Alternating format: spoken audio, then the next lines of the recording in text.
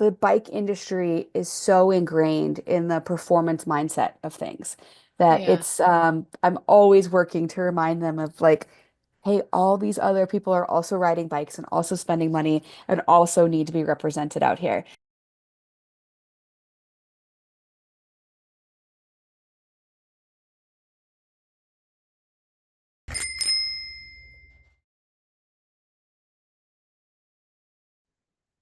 Hi, everyone. Welcome to our interview with Marley Blonsky and Laura Killingbeck at the Cycling With Virtual Summit.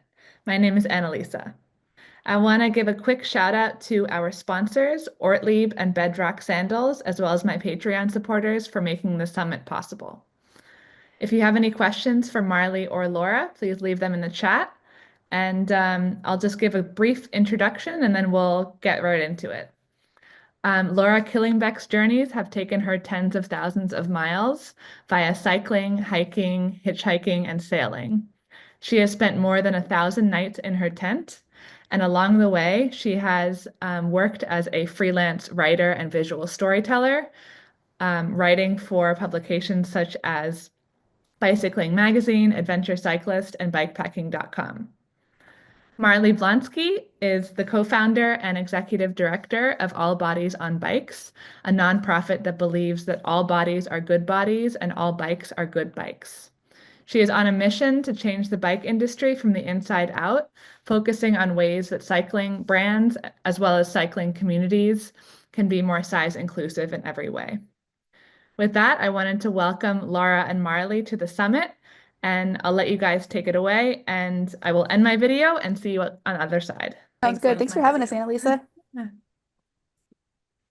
So Marley, as we were just chatting about when we started, I've been following your journey for years now, ever since the All Bodies on Bikes film came out, which was so iconic, so inspirational on so many levels. And we just started chatting about how, you have been on this massive trajectory of building All Bodies on Bikes, building a movement. Can you give me some background on how you got into cycling in the first place so we can kind of see how that trajectory happened? Yeah, so like a lot of kids, I grew up riding a bike just in the neighborhood, playing with my friends, but kind of stopped riding. I guess like middle high school, I'd still play around every once in a while, but the bike really wasn't part of my life from, age 15 to about 25. I had gotten married, was kind of living what I thought was like the perfect life. But I very quickly after getting married was no longer married. My partner had a really awful affair. And I found myself moving from a part of Seattle. I was living in Seattle, Washington, where a car was necessary to a really dense part of the city where having a car was a total burden. So I started taking the bus everywhere, and the bus would take like 45 minutes to go like 2 or 3 miles. And I was like 26 at the time and saw lots of people riding bikes, zooming past me on the bus. And they always looked really cool. And I was like, I think I want to do that. So I had a friend who worked at a bike shop, and I was just like, what do I need to do to get on a bicycle? And so we went through that whole process of finding a bike. I'm short, I'm like 5'1". And I didn't have a big budget. So we found a used bike that was way too big for me. But that really was what started my journey. I started riding to and from work, to and from like kickball games and just grocery shopping. And the bike really became a big part of my life. And I quickly found bike adventuring, so bike camping. Seattle is really conveniently located. You can just take the ferry, and within like a 10-mile ride, there's a beautiful campground. And so I started doing that on the weekends, and getting more just bicycling kind of became my whole life. Wow, But I pretty quickly ran into some barriers, mainly with clothing, which I think is probably what we'll get into next. But just I started riding out of necessity, and then I think for a lot of us became an obsession, and then it's become my whole life at this point. that's amazing. And can I ask, so when you were riding around Seattle, the city, you knew that there were these places around the city where you could go camping and whatnot. Did you start out just like on your own? Did you have a friend who was going? Like, how did that happen? Yeah, that's a great question. So when I had a car, I was camping all the time and I loved it. And I kind of figured that without a car, I just have to give up this part of my life that I love so much. Yeah. And I didn't know about bike camping or cargo biking or any of that stuff. And I started riding with a group on Thursday nights. They were kind of a social cycling group, probably more drinking than riding. But they do an annual like Mother's Day bike camping adventure. And so I borrowed a bike from somebody. It was like an old 90s mountain bike, really poorly fitting, but it had a rack on it. And I put my panniers on there and I carried so much stuff on that first trip. But they were really what got me into it. And I was like, holy cow, it is possible to go farther. It is possible to sleep outside. I don't need a car. So yeah, I was introduced from this group that I was riding with. That's so cool because now you lead groups like that or and you organize groups. Wow, I didn't even know that that was such a full circle. That's Yeah, and it's funny though because the group that I was riding with was not inclusive at all. oh, Like I got left behind oh. constantly. I remember on that first bike camping trip, we had a sag wagon, and I was like within the first couple miles already falling behind the group, and they were like, "Marley, take your bags off, put them in the car. We got to lighten your load." And I was just struggling the whole time to keep up with them, and so that was honestly a catalyst for wanting to make cycling more inclusive because even though I had a lot of friends there, I always was the slowest and getting left out. Yeah. Wow. So it sounds like you kind of took these experiences and like made the absolute best of them and then improved them for everyone else coming back after you. That was my hope because I look back and it was like I had a stupid amount of gumption to keep coming back week after week. I It's knew that I hard. would get left behind. And to be fair, there was one guy who nobody made him do it, but he would always be the sweeper in the back with me. And he's a good friend of mine. His name's Dravis. But he left a couple times to go ride around the world. Like he was just kind of a vagabond, bike traveler. And so when he would leave, it was like, oh, dang, now I got to work a whole lot harder to keep up with the group and hopefully not get too far left behind. Wow, that's incredible. That's honestly an incredible story that you were able to do that and find that group and then keep with it and keep going. And so that kind of leads me to my next question. So, there's all of these different types of cycling. There's cycling for transportation, there's recreational cycling, there's sport. The cycling industry has often been focused on sport competition, I think in a lot of ways. And it kind of portrays people in a certain way. What has that been like for you entering the world as a cyclist and entering kind of the cycling industry as a cyclist who maybe is a little bit different than what people have been led to expect? Yeah, it's been really interesting because I do work with big brands, like Shimano and Cannondale and Ride with GPS, a lot of brands who are typically focused on the more sporty side of things. Even now, if you look at Shimano and Cannondale's social media accounts, you're not going to see people who look like me on there. And Mhm. so it's a constant battle and a constant conversation of, hey, remember, I'm here too. I'm Yeah, representing this probably the majority of people who ride bikes, versus folks absolutely. who are in the tour, the world tour, going super fast. And so I wouldn't say it's a struggle necessarily, but it's like a constant opportunity to be like, hey, what are you guys doing for this marketing campaign? Are there any opportunities here? Like, remember, like because I've taken all these brands through size inclusion trainings and working on these things, but it's a constant reminder because like the bike industry is so ingrained in the performance mindset of things that Yeah. I'm always working to remind them of like, hey, all these other people are also riding bikes and also spending money and also need to be represented out here. But it's been cool because I have a couple champions within those brands who make sure that my voice is heard, make sure that, they are thinking about weight limits or they're thinking about a more inclusive way to do a campaign. But I feel like I always have to be the thorn in their side of like, hey, remember the rest of us. We're still here. Yeah. Hey, are you making this in our sizes? Like, what's going on here? It's Yeah. kind of a never-ending battle. I can only imagine. Thank you for your Yeah. service, Marley. Like seriously.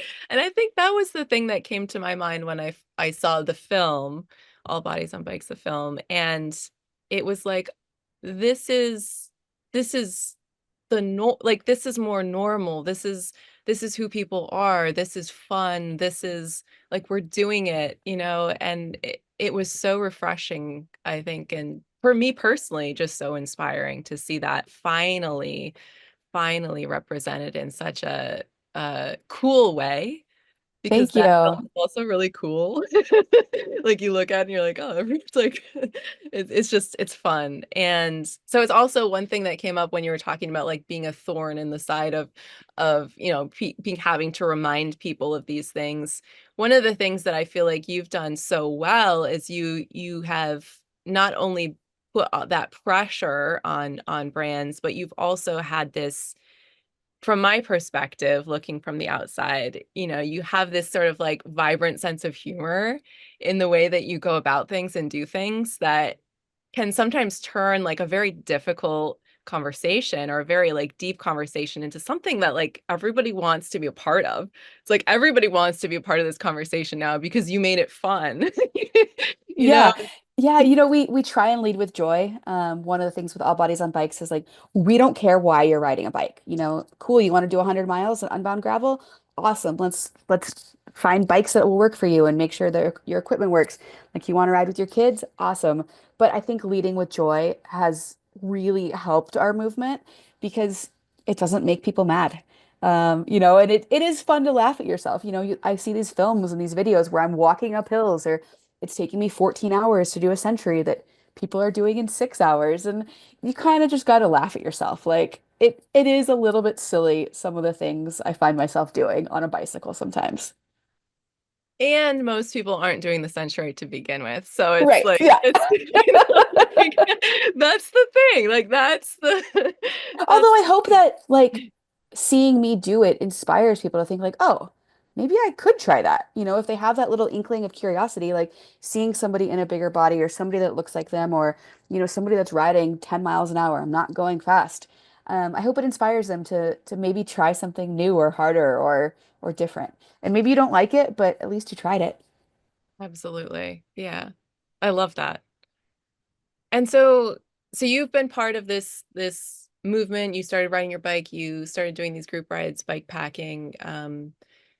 How did you get into how did the film happen? Yeah. So there's that, is it like a 13-minute film, All Bodies on Bikes? It shows that trajectory of you going on a bike packing trip. How did that come to be? Yeah. So Tw I got really into bikes 2016, 2017, 2018, doing all this bike packing. And there was a summit in Montana. It was called the WTF Bike Explorers Summit. And it was a gathering of women, trans, femme, non-binary people. And we were just having these awesome conversations, about bike packing and what underwear are you wearing and what sleeping bags and just like sharing all this knowledge. And I realized that I was like the only bigger bodied person there, even though I knew there were other bigger bodied people riding bikes, but also all of these conversations about rain jackets and equipment and none of that equipment came in my size. And I was like, the questions that I had were like, hey, how are you making do with XYZ thing that doesn't fit? Or what's a good option for a bigger bodied person? And I realized that all these awesome conversations were happening around diversity and equity and inclusion and making the table bigger for more types of riders, but we weren't talking about size inclusion at all. Um, and so that kind of got my gears going, and I had some conversations with folks about it. At the same time, Kaylee, my co-founder, Kaylee Kornhauser, who did this summit 5 years ago, she had gotten picked by Lael Wilcox to ride across Alaska. So if folks are Yeah. familiar with Lael, a couple years ago, she did a Ride Across Alaska scholarship, and it was sponsored by Specialized and a couple other brands. And I didn't know Kaylee at the time, but I saw an Instagram post from her talking about how she had just done this 1,000-mile ride across Alaska and she didn't have she didn't have a raincoat because the Mm. brand that sponsored the trip didn't make a raincoat in her size. And so I was like, we need to work together. And so I slid into her DMs on Instagram and we started scheming and like, let's put together a workshop. We don't know what it'll look like, but let's start working on this. And so the next year at the same WTF Bike Explorers Summit, we gave a workshop, and the Yeah. response from the industry was overwhelming. And people that were there, like, oh my God, you need to be talking about this more. I learned so much. What can we do to make it better? And so we kind of started just like refining that content and doing more and more presentations. And then spring of 2020, we were supposed to go to DC for the League of American Bicyclists. They do a big summit every year, and we were supposed to present there. And we were crowdfunding to pay for this trip to get there, and the Washington Post heard about it. I have no idea how, but the Washington Post heard about it and wrote a story about us. I still remember I've got a screenshot of it somewhere, but it's a picture of like me from behind, and my butt looks so good, but so big. It's like these fat cyclists want to get everybody on a bike. And somebody from Shimano heard our story and reached out and was like, "Hey, we'd love to make a film. Are you guys interested? Like, this is a really compelling story." And so we made the film in summer of 2020, and it came out in spring of 2021. And then things just kind of took off like a rocket ship. I had this, I, how do I want to say this? I'm a visionary person. Not to like, toot my own horn, but one day I was riding around Seattle after we had filmed and kind of had this idea of like, what if this takes off? Yeah. What if we had chapters across the country? What if we're really able to change what inclusive cycling looks like? So I started to dream big, and then we built out a website. We did not have an organizational structure at that point, but we built out a website, built out some resources. And so when the film came out, people were like, "Oh my God, how do I do this in my town? How do I make things more inclusive? Can you come on my podcast? Can you do this? Can you do that?" And it really kind of opened up doors. And now here we Yeah. are 5 years later. We've got a full-blown nonprofit. We've got 14 chapters. We're actually making All Bodies on Bikes Part 2. We were just Yay. in New York this past weekend filming for it. So it's been a whirlwind, but really, really fun. That's amazing. I got like chills when you talked about being a visionary and having that vision before it happened, because that's such a unique perspective to be taking into this, and it's working. It's It's like so we're wild. there. Yeah, especially because I didn't know anything about nonprofits. I worked in sustainability for a logistics company. Like, I could Yeah. calculate the carbon footprint of your shipment, but tell me how to run a nonprofit? I had no idea. And so it's been kind of a trial by fire of, setting up the board, setting up the organization. I have a meeting this afternoon with a tax accountant. Like, it's really been a whole new phase of life, learning how to fundraise, learning how to do all of this stuff. Yeah. And I never expected life to take this turn. Wow. And so can you tell me a little bit more about um the progression after the film? What different types of services did you start to offer? How did you build out the nonprofit? Like what did that trajectory looks like, and to get to where you are now? Yeah. So we initially did not want to start a nonprofit because of all the kind of rigmarole and just administrative headaches that go along with a nonprofit. And so our thought was, we'll just kind of have an organization, and when either I travel somewhere or Kaylee travels somewhere, we'll lead rides, we'll give talks, it'll be a really informal thing. But I went to a gravel event in Colorado called Steamboat Gravel, and I saw another organization called Ride for Racial Justice, and they had a cohort of athletes at this race. They had like 15 people, and I just saw the power of the community being together and the representation, and like how much stronger their messaging was when they had like the group of people. And I was like, what if we did this for fat people? What if we brought a group of 10, 15 people to a gravel event and just really had that kind of representation there?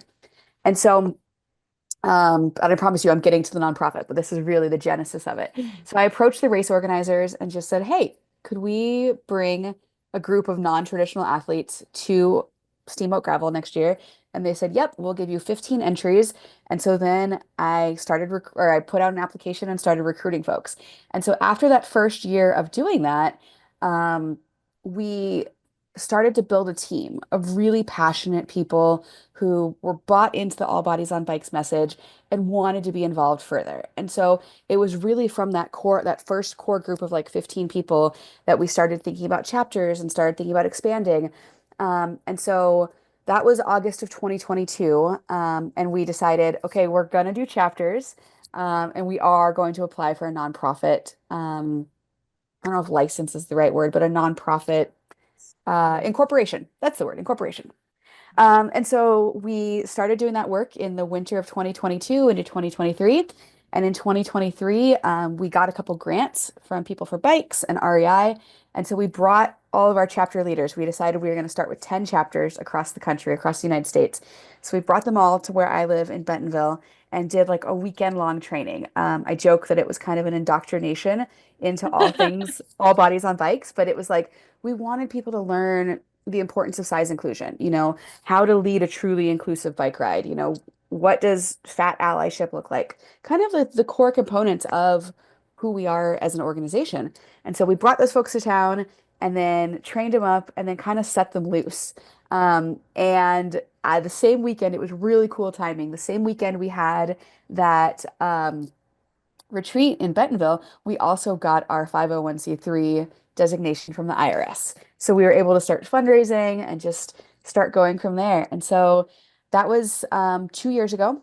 And so it has been a nonstop effort to get funding. We're writing grants, we're fundraising, we're selling merchandise.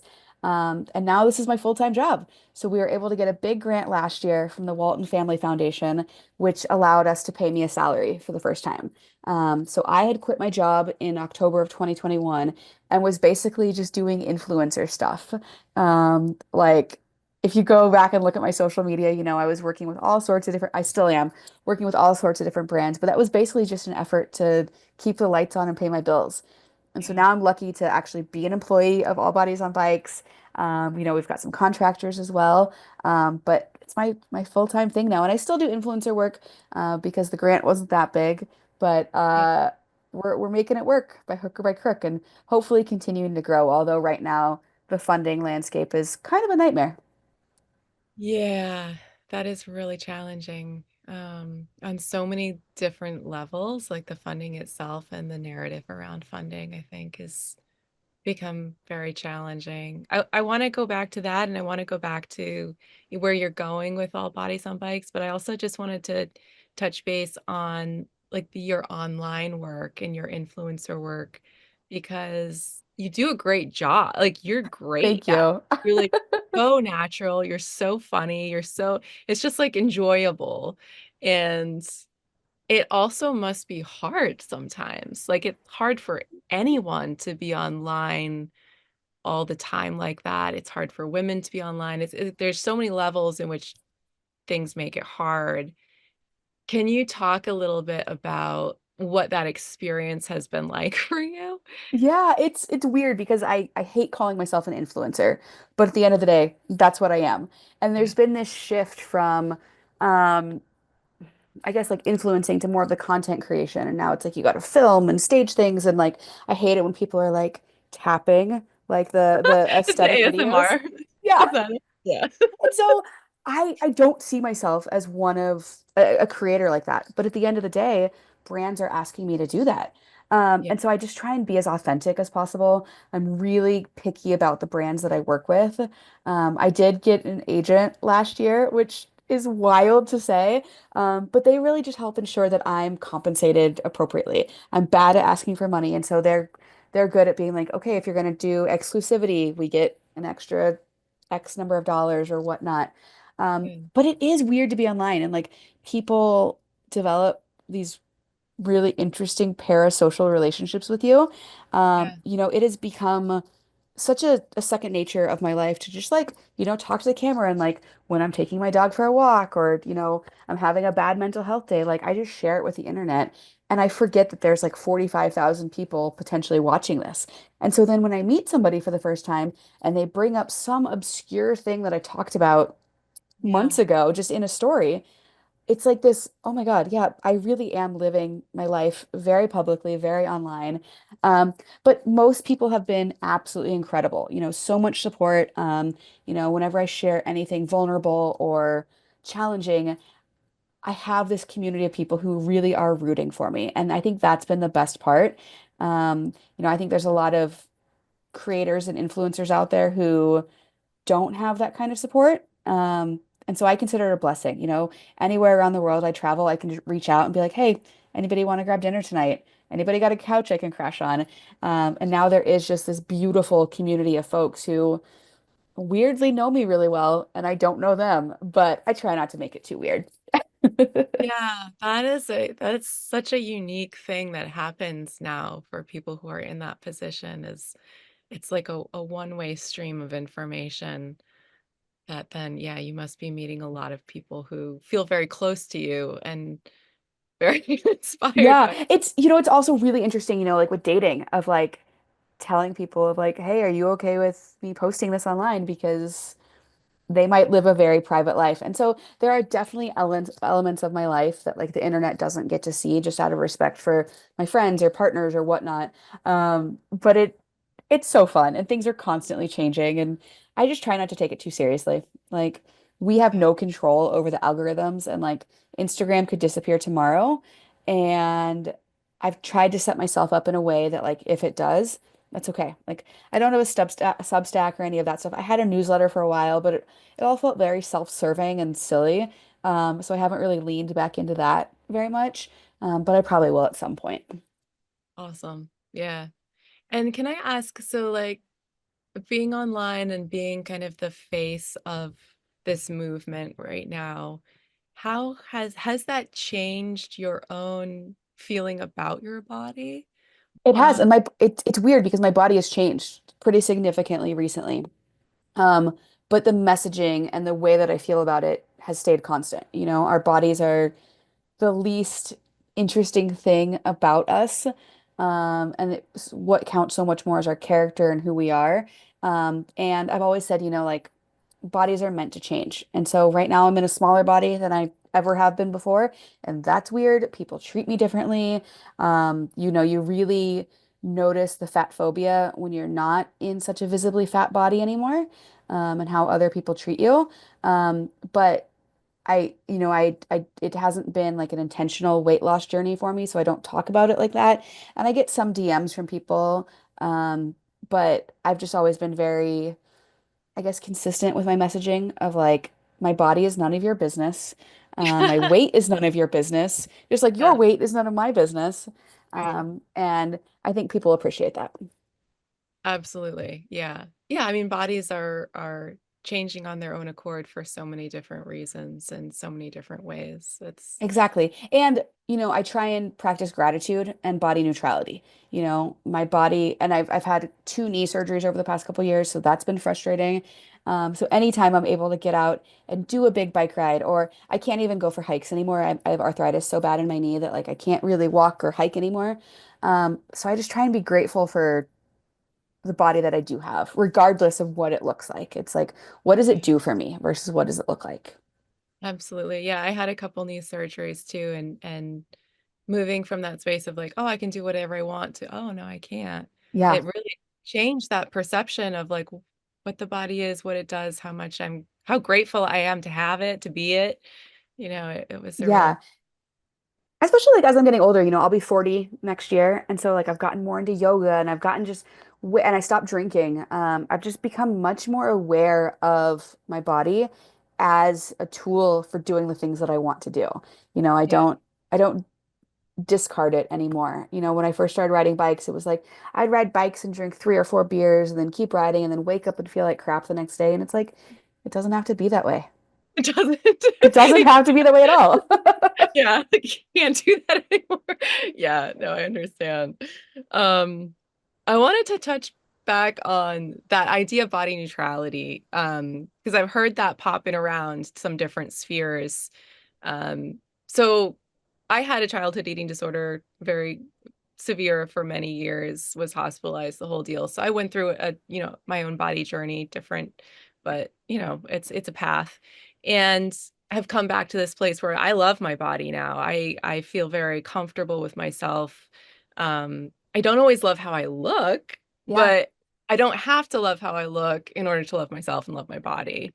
And that's kind of where I'm at. Is that what you mean by body neutrality? What is that to you?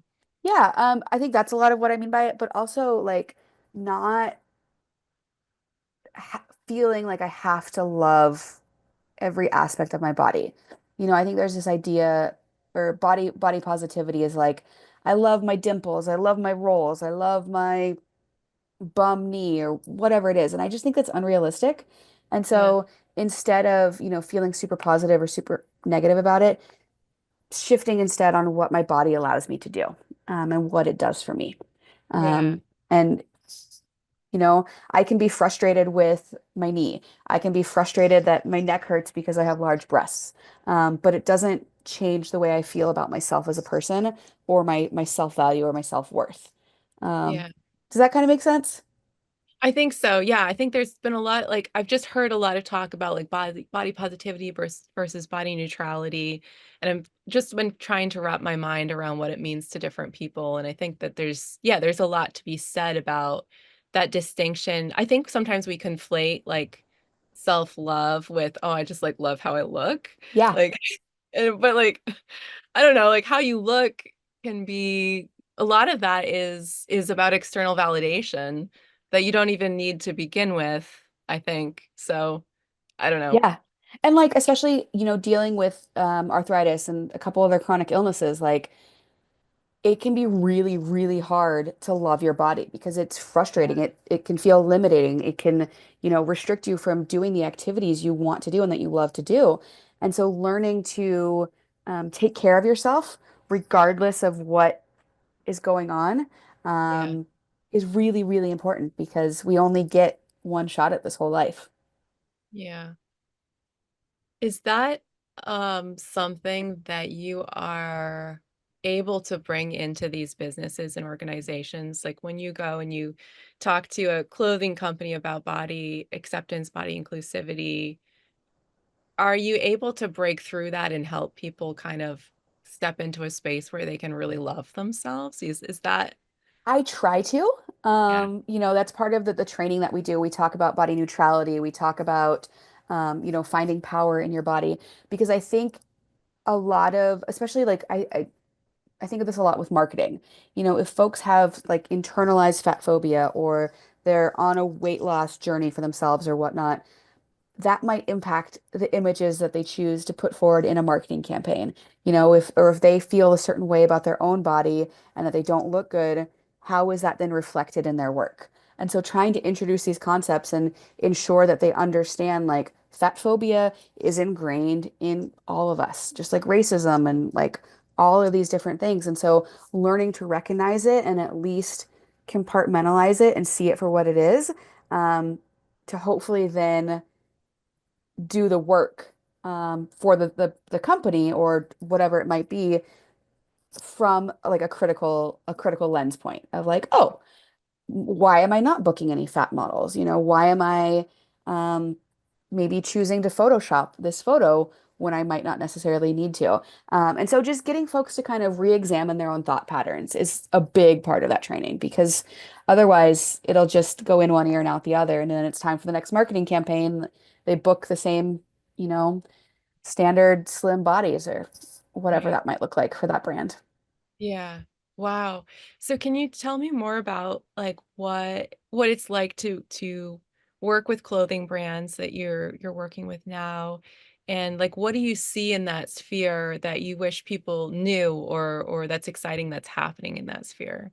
Yeah. So I've got two examples to talk about here. One is Osprey. They make backpacks and fanny packs.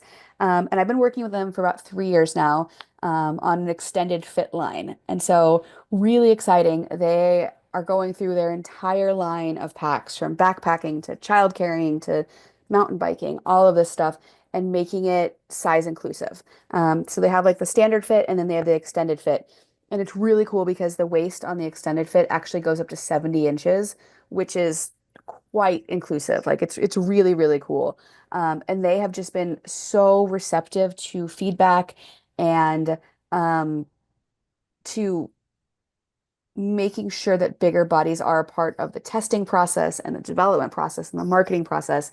And I'm really proud of the work that we've done there. If you Google Osprey extended fit, you'll see a lot of bodies that you don't traditionally see. They worked with this one influencer named Celeste she's a Native American, she's an indigenous woman out of Colorado, I believe. And seeing her photo was like, they got so much good positive feedback of like, oh my God, I've never seen a body that looks like mine hiking in a Yeah. pack that fits them. So that makes me really excited. And then I'm working with Shredley as well. So I've worked with, well, I should back up. So when I first started doing this work, I got sponsored by Pearl Izumi, which was really exciting because they're such a big name in the bike industry. And we had plans to make sure that all of their stuff came in up to 3X. And then they underwent some internal changes and ended up getting sold. And a lot of those projects just got put by the wayside. And so I made the decision of like, hey guys, I really love working with you. You've been an amazing partner, but I don't feel good representing this brand anymore when I can Wow. hardly fit into any of the stuff. Wow. And so I switched to Shredly, which is primarily a women's.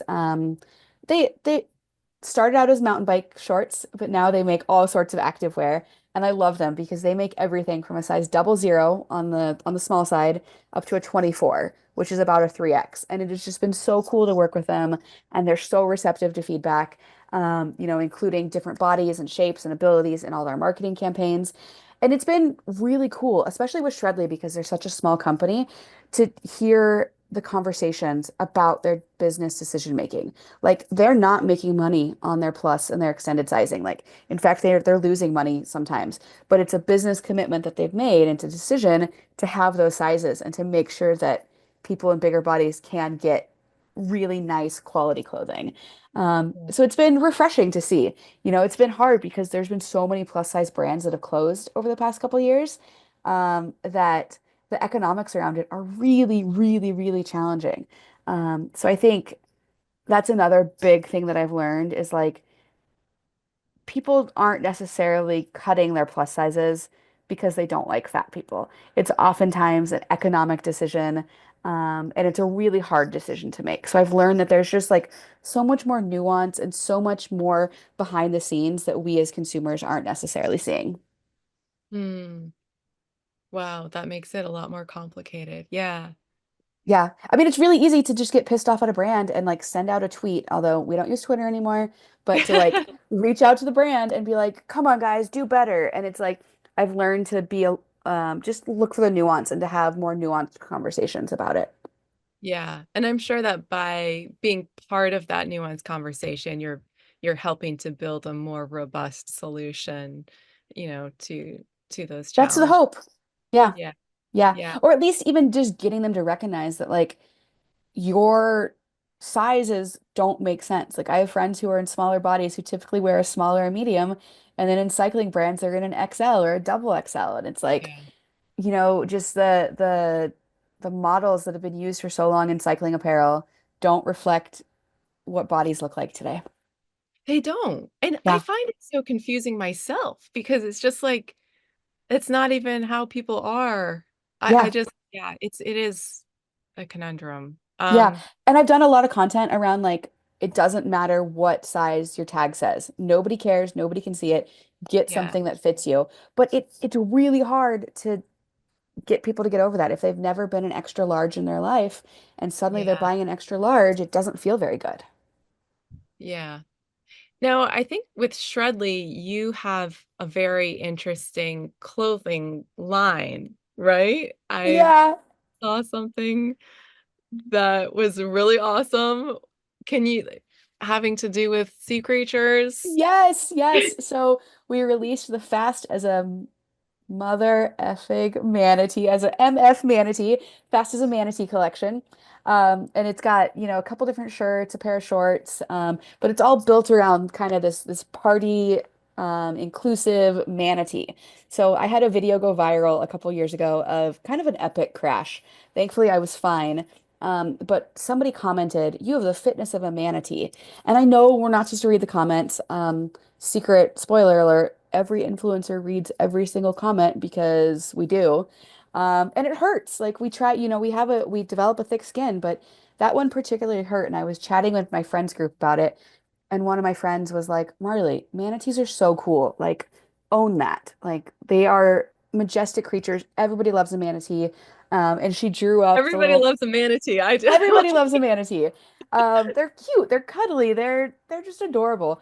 And so she drew up this cute little manatee. And then when I moved over to Shredly 2 years ago, the CEO asked, would you want to do your own, excuse me, your own collection, your own line? And I was like, absolutely. Which is another surreal thing. I never thought that that would be a thing that I would say in my life that I have a cycling clothing line, but I do. So yeah. I love it. I think I saw that go down on social media and the way that you turned it around and you owned it and you made it this thing that people like just naturally wanted to rally with. You know, like you just rallied the crew like Yeah, behind this. And yeah. manatees are very lovable. Like Exactly. They're so lovable. And the other thing I love about them is like they're really good at conserving their energy. And when they need to go yeah, fast to get away from a predator, they can. But for the yeah, most part, they're just hanging out, which is kind of like me. I'm not going fast ever. So, yeah, that's amazing. So what are the other things that you've learned from working with brands or clothing brands that you feel like people would want to know or what are you hopeful about in that realm and seeing kind of the overall transformation? Like if we go out, 5, 10, 15 years, how do you hope things will look at that yeah, point? I mean, I hope that they continue to stock bigger sizes and make them available to try on. I think the other area that we've done a lot of work on, and this is kind of related to one of the questions that just came in, but is working on equipment for bigger bodies outside of clothing. Because I mean, you can ride a bike wearing just about anything. You'll be more comfortable if it's purpose, designed, but you can ride a bike wearing anything. But if you are a heavier person and you are exceeding the weight limits of your bicycle, like that becomes a safety concern. And so we've Yeah. had a lot of really good conversations with the bike industry. We're starting out just talking about transparency. Right now, finding the weight limits on bikes is really, really hard. Sometimes it's in the owner's manual, sometimes it's on the website, sometimes it doesn't exist, and you have to reach out to customer service. And so we're working on a campaign to make weight limits more transparent. And so my hope is in that 5, 10 years, the weight limit is on the geometry chart with all the Yeah. other specs on the bike.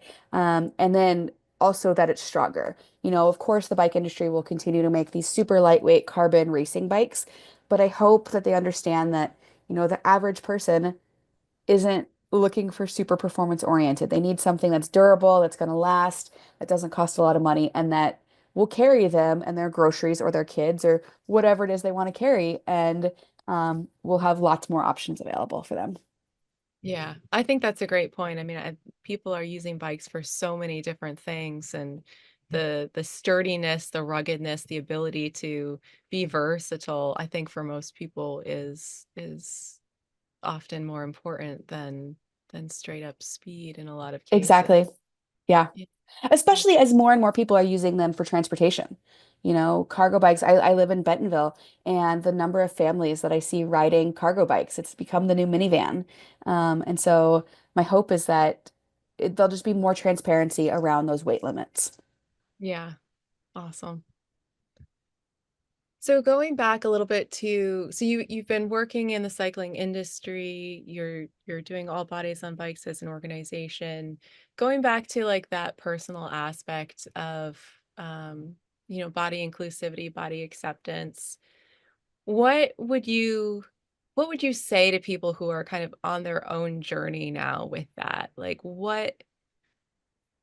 w- what are some of the tools that people can take with them to sort of do that inner work and that inner transformation that you have done so well and have shared with so many people? Like what do people most need to know about that? Yeah, I love this question. I mean, obviously, everybody's journey is different, but get rid of your scale. I Mm, think there's such an obsession with numbers, whether that's the size that you're wearing or how much you weigh. Like, just get rid of your scale. Wear clothes that fit you where you're at right now. Wear what feels good, and then you'll be able to move more freely. You'll be more comfortable. You'll present more confidently to folks. And really take time every day to appreciate your body. When you wake up in the morning, whether that's a big stretch or just a big smile and a big hug, like, hey, thanks, body, for sleeping and restoring me. And just being a lot more aware. If you go for a hike or if you go for a ride or you're playing with your kids, being grateful for what you're able to do. And obviously, for everybody, that's different. If you've got chronic illnesses, maybe, and you've got like energy, I don't know how to say this, like you don't have the spoons is to do things, being grateful that like I was able to cook myself a meal today. yeah. And once you start acknowledging those things, it just becomes part of your thought process and you become a lot less, obsessed with how I look or how you look compared to somebody else or things like that. I think, really focusing on how your body feels and, feeding it well and hydrating and just doing all those things that make you feel good will then make appreciating what your body can do for you so much easier. Yeah, I love that. Yeah, it's like what am I in this moment? What are the good parts of how I can move and be in this moment versus that quest for kind of that external comparison or external validation. Exactly. Yeah. And I think recognizing that everybody is on their own journey. Nowadays we've got plastic surgery and weight loss medications and all these different things going on. So And wild. it is wild, but your journey is your own. And Yeah. whatever decisions you decide to make are valid. Yeah. And don't let other people, poo-poo you for that. Like, Yeah. do what's right for you.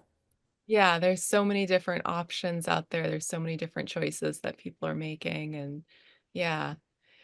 So when you lead like bike trips and when you lead groups, what is it that makes that group inclusive? Like how do you prep people for it to be an inclusive ride? Yeah. Um, I think it starts with the communication that you put out about the ride, making sure people have all the information they need. So the distance, the pace, if there's going to be any stops, if they need to bring anything, really kind of just getting all the information out there so folks come prepared and know that if it's a ride that's appropriate to them or not. When people get there, greeting them, saying hi. It sounds so simple, but I've been at group rides before where you show up and nobody talks to each other. And it's like, what is going on here? And then, setting the expectations as a leader. So giving a pre-ride talk about how we're going to treat each other, we're going to communicate, we're going to call these things out. I'm also very explicit that when I give those pre-ride talks that this is a body neutral zone. We're not talking about weight gain, weight loss. We're not earning our end of the ride slice of pizza, things like that. Yeah. But then it's also like the actual bike ride itself. Um, if it's inclusive, it's typically going to be a lot slower than you might be ready for. And so regrouping frequently to make sure nobody gets left behind. Having other people to help you lead the ride. It's next to impossible to lead a truly inclusive ride as one person. Like you need somebody in the back. You need people in the middle to help communicate and get folks through intersections. Okay. And then it's, constant checking in with folks too, of we get to a good stopping point and it's like, hey, how does the pace feel? Does anybody need a snack? So there's lots and lots of elements about it. And I think I wrote a blog post about it at some point. Maybe we can find a link to that about like how to lead a truly inclusive ride. Yeah. Yeah, so it sounds like a lot of preparing, making sure that you're aware of how people are doing, where they're situated, Yeah. uh, making sure the language is inclusive and getting there together in some way. Exactly. Yeah. Yeah. Yeah. And that's not to say that like every inclusive ride needs to be a 5 mile per hour ride. Like you can have harder, more adventurous rides that are inclusive.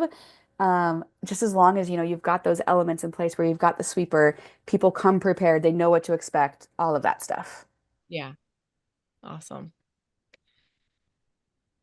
So going back to that feeling of leading with joy, so leading these groups with joy and like your own life with joy, what are some of the best things for you about riding bikes? And do you have any like perfect bike trip or dream bike trip that you're thinking of going on? Or like what is that joyful? What does that mean to you? Yeah, I love this question because right now there's so much going wrong in the world that I've been just thinking about this a lot of like, is it even appropriate for me to be leading with joy right now? Mm, Like with so many awful things, like, am I just kind of being naive? And I don't have an answer, but I think, we still need joy.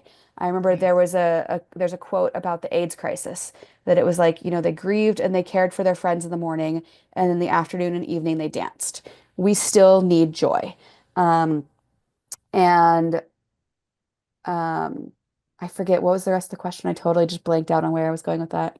Well, I mean, I think you're answering it. I mean, it's just like, what does that mean to you? And you brought up like we are living in interesting times where it can Yeah, be difficult to feel okay having fun, being joyful, but at the same time, I think that that's part of that leadership that you do is showing people and embodying the spirit of what yeah. you're.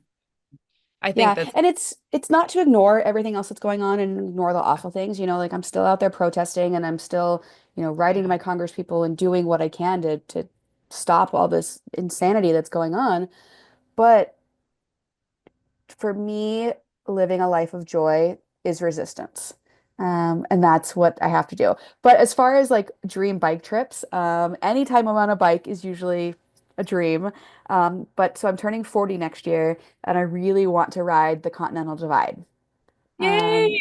Yeah, so I should talk to you because you've done it before, right? I did it, yeah, in 2023. Yeah. Yeah, so I want to talk to you about that. But like, I don't want to race it. I want to tour it. I want to take a couple months to really enjoy it. But that's kind of a dream trip for me right now. I think you're gonna love it. I hope so. I don't know. I used to bike pack all the time when I lived in Seattle, and since I moved to Arkansas and got a dog, I don't really bike pack much anymore. So I gotta remember how to do it all, but I'm sure it'll come right back. It will. It will. I did a long, slow tour on Okay. so I took like 4 months. And I just kind of took my time every day. I stopped at beautiful campsites. I was working freelancing along the way, so I was doing some writing. I took trips to like leave and go to someone's wedding. And I loved going just like nice and slow, not a race. I saw the racers. I cheered for the racers as they went by. Yep. That's exactly my hope because I'll still need to keep the organization going and still need to be working and probably making content while I'm out there so I can pay to do this trip. Yeah. But why not? Like, I'm at a point in my life where who knows that I'll ever have the chance to do this again. That's fantastic. I'm so excited for you. Thank you. I might have to talk to you separately about any advice you Please have. do. Yeah. Yeah, please do. Are there any other things that you would like to talk about today before we start to wrap up? Yeah. I guess just kind of the next phase for All Bodies on Bikes. We touched on this really briefly, but funding is a huge challenge for any nonprofit right now, especially in the United States. So we launched a membership program. People have been asking for this, how do I become a member of All Bodies on Bikes? And for a long time, it was like, well, come to a ride. But if you don't live in one of the places where our chapters are at, it's like kind of hard to get that engagement. And I've done a lot of reading about community building and community development, and people really do want a sense of ownership. And so we have a membership program now. And we have a free membership. So if you want to be a member and not contribute financially, that's totally fine. But then we also have some levels where you can contribute and get some cool swag. So I'm excited about this next chapter and growing. We really want to do some international chapters. We got to figure out the legalities around that.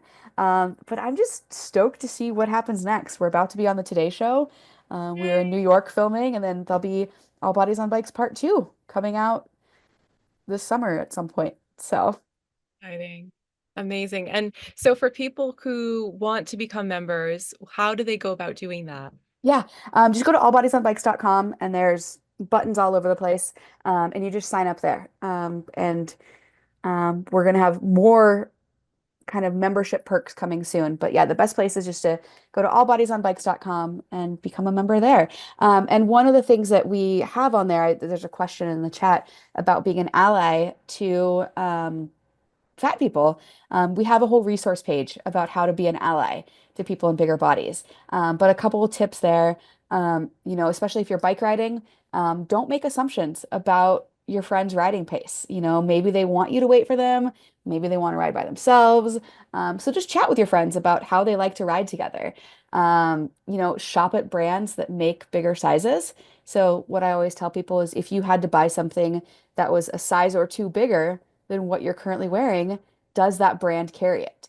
Yeah. And that could be just kind of a good litmus test.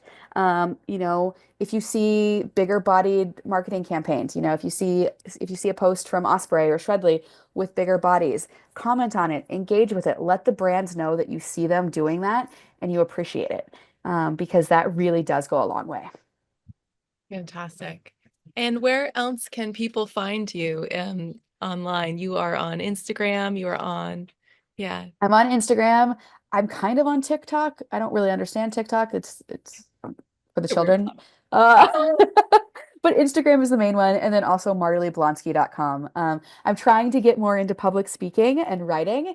So if folks are ever interested in a keynote speaker about my journey, or the work that I'm doing, I would love to do that. And reach out. I've got a talk tomorrow night with a NICA group, which is like a high school cycling group. I love all kinds of biking and getting more people on bikes. That's amazing. Thank you so much, Marley. I am such a fan of everything you're doing, and it's been a huge inspiration to me personally. I know that you are leading a really phenomenal movement right now that a lot of people are really excited about. So thank you for all the work you do and just for the spirit of who you are is just so delightful. So thank Thank you. you. Thank you so much, Laura, and thank you so much to Annalisa for putting this together. Yeah. Hi guys. Thank you so Hi. much. I really enjoyed watching that. I feel like Thank you. we answered all the questions that people had. What you were saying about the like your experience in losing weight right now, it also kind of goes back to what Jasmine and Whitney were talking about in their cycling with interview, because they both crossed the country by bike. And some like a question that they just constantly got asked was like why haven't you lost weight yet? Like it's like as Yeah, if that's like the only reason you're doing something, and it kind of just diminishes like it just devalues like this incredible feat that you just did, you know? exactly. And I Yeah. rode bikes for years and years and years without my body changing at all. I've had I mentioned a couple other health things going on, and so that's kind of what's going on. And it's, to be frank, nobody else's business. Um, Yeah. but people are like, oh, like people are just weird about it. Whenever you're public and your body changes, people get strange. Yeah. Well, I hope that you let it go because Oh that yeah, is yeah, that's got I to be so tough. yeah, it is. But I mean, I still consider myself to be in a bigger body. I'm still over 200 pounds. It's not, I think technically still morbidly obese. So Do you have any like go-to response for people when they like make comments like that? Or you just kind of like no, because ignore I'm still it? figuring it out. Yeah. Yeah. I mean, to be honest, I'm still figuring it out myself. Makes sense. Yeah. It is a All right, journey. guys. Thank you so much for coming, everyone. And thank you, Marley and Laura, for doing this. It was really fun. Thank you. Yeah, it was so fun to finally be in conversation with you, Marley, and thank you, Annalisa, for hosting us. No Agreed. worries. All All right. right. Should we just go Have ahead a and good sign day, off? Is that guys. okay? Thank you. Yeah, that's good. Okay. Bye, guys. Bye. Bye.